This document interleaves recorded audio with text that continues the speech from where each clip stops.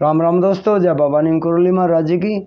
आशा है कि आपके ऊपर भी बाबा नीम करोली जी की बहुत ही कृपा होगी। दोस्तों, आपके घर में भी सब कुशल मंगल होंगे, यही मैं प्रार्थना, यही कामना है मेरी बाबा नीम करोली जी से और सभी देवी देवताओं से। तो दोस्तों, आज मैं आपको बाबा नीम करोली जी की एक और महिमा का वर्णन करूँगा।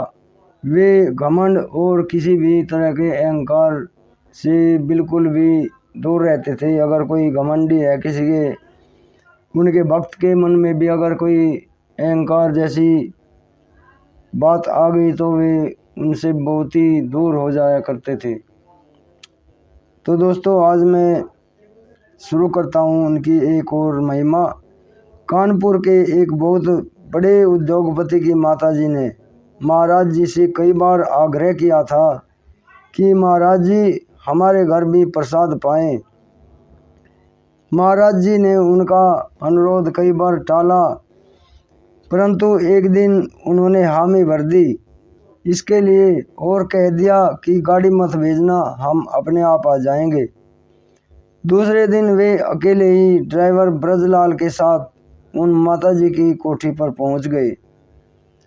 मारवाड़ी उद्योगपति के घर चांदी सोने के पात्रों में तरह तरह के सठ रस व्यंजन भोजन को देखकर बाबा जी की वैरागी स्थिति मन वैसे ही विचलित हो गया जैसे शायद गृह स्वामिनी के मन में भी ऐसे पात्रों में विविध प्रकार के व्यंजन अर्पण करते हुए कुछ दूसरा भाव आ गया हो।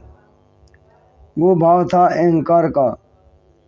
कुछ ही क्षणों के भीतर बाबा जी ने एक पात्र के व्यंजन को दूसरे पात्र में मिलाना प्रारंभ कर दिया।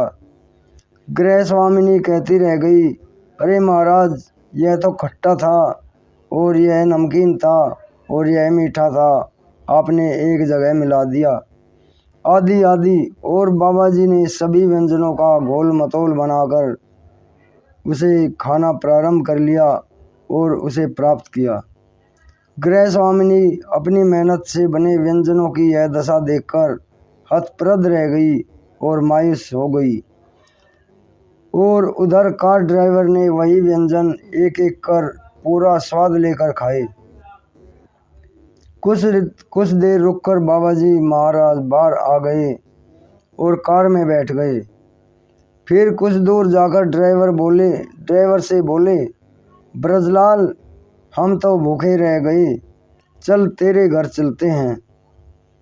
ड्राइवर चकित रह गया कि महाराज अभी तो भरपेट भोजन करके आए हैं, फिर यह कैसी भूख है। पर बाबा जी महाराज का भगत यह ड्राइवर कुछ ना बोला। वैसे भी वह क्या समझता कि बाबा जी की भूख ये कैसी है और कैसी भूख उन्हें पसंद है, कैसे भाव का भोजन उन्हें उनका पेट भरता है। तब उनके घर जाकर बाबा जी ने रोटी और दाल खाकर अपनी पेट भर खाना खाया और तृप्ति हो गई। तो दोस्तों, बाबा जी महाराज तो वे तो भाव के भूखे हैं। अगर हमारे मन में कोई अपने अंदर घमंड गर्व जैसी बात आ जाती है तो फिर हमारा अर्पण किया हुआ कोई भी सामान हो वो उनको बिल्कुल भी पसंद नहीं आता, और वे कितना भी हम उन्हें अर्पण कर लें लेकिन उसका कोई भी किसी तरह का भी फल हमें नहीं देते। दोस्तों, उसे स्वीकार नहीं करते हुए भले ही हम उन्हें भोग लगाते रहें, लेकिन जब तक हमारे हृदय में भाव नहीं होगा महाराज के प्रति तब तक वे उसे स्वीकार नहीं करेंगे। तो ये उन्होंने बताया है, वे भाव के भूखे हैं। अगर हम रूखी सूखी रोटी भी उन्हें भोग लगाते हैं तो वे उसे भी स्वीकार करते हैं। तो दोस्तों, आपको आज की महिमा कैसी लगी बाबा जी की, ये हमें बताइए, कमेंट करके बताइए और अपने भाई के चैनल को सब्सक्राइब करें अगर आपने नहीं किया है। तो दोस्तों, कल मैं आपको फिर कोई नई लीला सुनाऊंगा महाराज जी की। तब तक के लिए विदा लेता हूँ दोस्तों, आपसे आज्ञा लेता हूँ।